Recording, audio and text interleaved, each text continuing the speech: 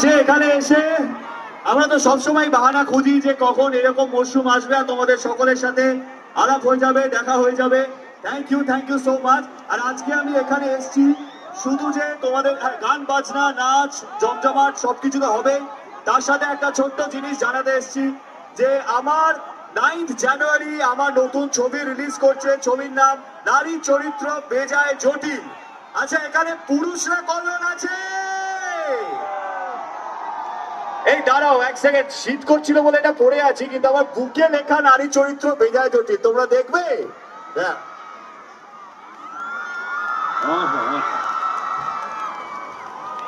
বুকেতে লিখো না।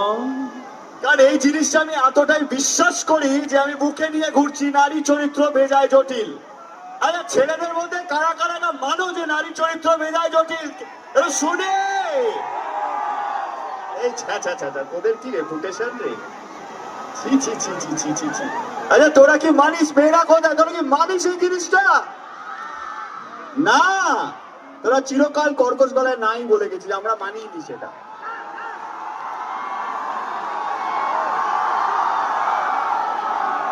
ইয়েস, এই তো এই বিশ্বাস আমি দেখতে পাচ্ছি এখানে যত উৎপীড়িত পুরুষরা আছে, মানে এই যে নারী চরিত্র